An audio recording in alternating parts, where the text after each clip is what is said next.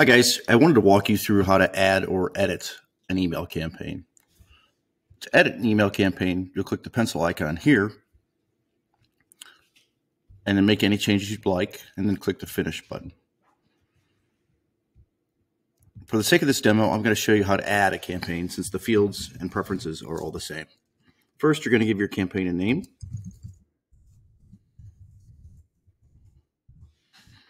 And optionally, you can give your campaign a start date and an end date.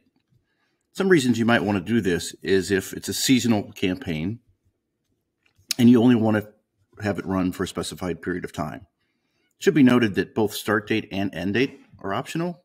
So if you leave the start date blank, it'll effectively start today. And if you've provided an end date, it will end when that end date is provided.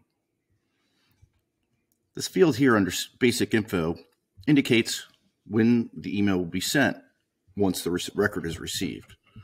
If you put a delay of 30 minutes, and this is fed by a data campaign, once the data record is identified and delivered, the system will wait 30 minutes before sending that email. This can also be used in drip sequences, which I'll cover in another video. On the next step, audiences, you have to select at least one audience. As we've covered in our data campaigns, the filtering rules are the same.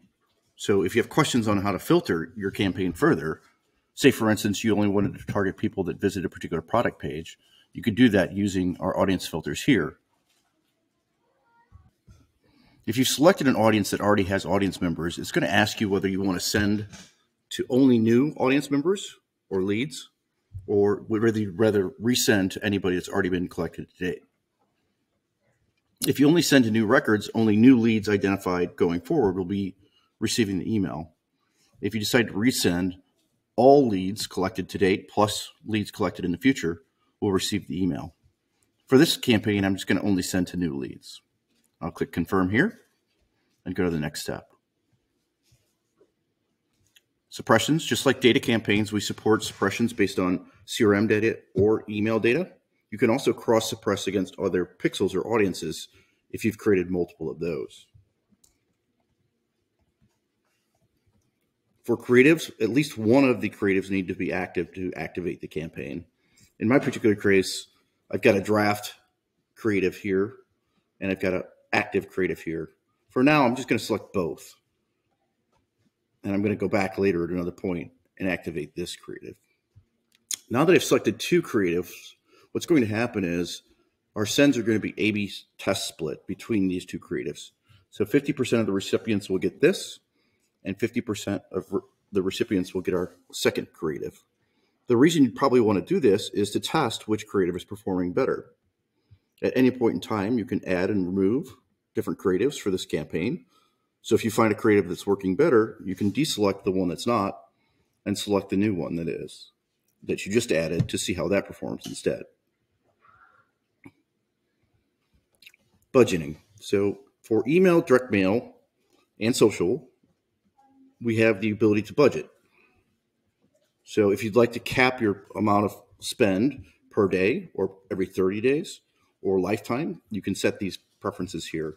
These are completely optional. But let's say I only want to spend $10 per day and up to $100. I can enter those values here. And so our direct mail sends will be restricted to only send up to $10 worth of direct mail per day for a max lifetime spend of $100. Once that lifetime spend is reached, the campaign will automatically be disabled with a status of max lifetime spend reached. Once you're done, you can click finish to add your new campaign. It should be noted on email, all creatives and campaigns must go through a review process. Once this review is complete, you'll receive an email either indicating the campaign has been approved or rejected. This process usually takes about 1 business day, and you'd expect to receive an email notification within that time frame. If there are any questions or concerns, please contact us at support@leadpost.com or visit leadpost.zendesk.com.